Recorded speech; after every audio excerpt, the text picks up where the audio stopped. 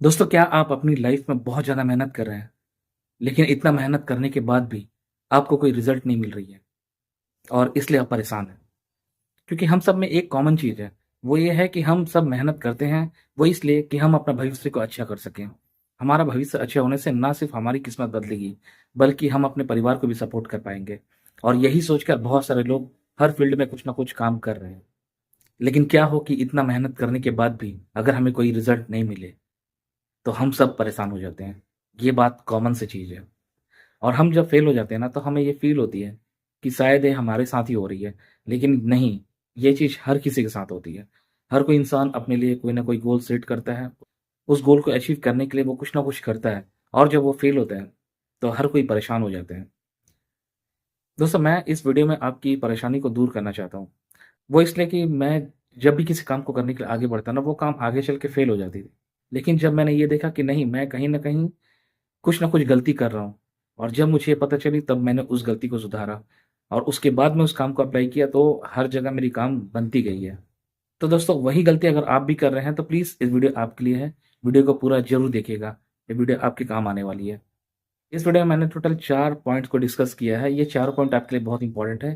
Please एक भी point को स्किप करने की गलती मत करिएगा, वरना आप अपनी लाइफ़ में इम्प्रूव नहीं हो सकेंगे।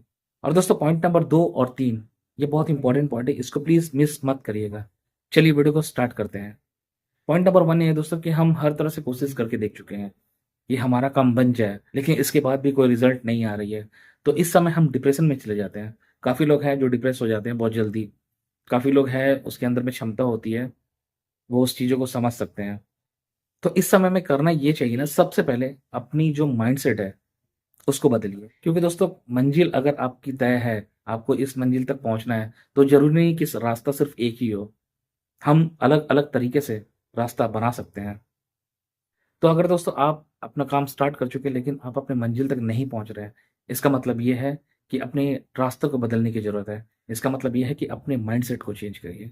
हो सकता है कि आप जिस तरीके से काम कर रहे हैं, वो तरीका सही नहीं हो या हो सकता है कि वो तरीका पुराना हो गया हो।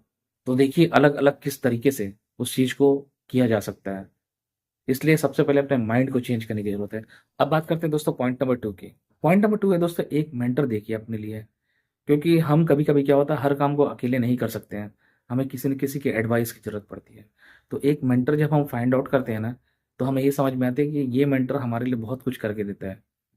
हालाँकि हमें उसे पैसे देने पड़ेंगे, लेकिन फिर भी अगर हम उसे मान के चलो, अगर ₹500 दे रहे हैं और बदले में वो हमें 5000 का काम करके दे रहा है, तो ये बहुत अच्छी डील है। इसलिए दोस्तों, अपने लिए एक मेंटर ढूँढिए जो आपकी मदद कर सके।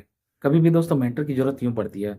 अगर मैं इसको फॉर एग्ज़ाम्पल बतलाना चाहता हूँ, वो ये है कि मान के चलो आप स्कूल तो जाते हो, लेकिन स्कूल जाने के बाद में भी आप कोचिंग सेंटर, ट्यूशन वगैरह जाते हो। इसका मेन रीज़न क्या है कि स्कूल के अंदर में ना स्टूडेंट्स रहते हैं काफ़ी लोग, तो टीचर हर स्टूडेंट को बराबर नहीं समझा पाते हैं। लेकिन जब आप उसके पास कोचिंग जाते हो ना घर में, तो वो आपको अकेले बैठ के सब कुछ बतला सकते हैं। तो इसलिए मेंटर की ज़रूरत पड़ती है और मेंटर की ज़रूरत पड़ने की और एक रीज़न है, वो ये रीज़न है क्योंकि वो हमसे ज़्यादा बेहतर है, हमसे ज़्यादा जानते हैं। तो हम तो वो इंसान हमें ये बतलाता है कि हमें अपने लाइफ़ में क्या नहीं करना है, ताकि वो गलती हम बार-बार ना दोहराएँ, क्योंकि वो गलती वो ऑलरेडी कर चुके रहते हैं या उसे सीख चुके रहते हैं।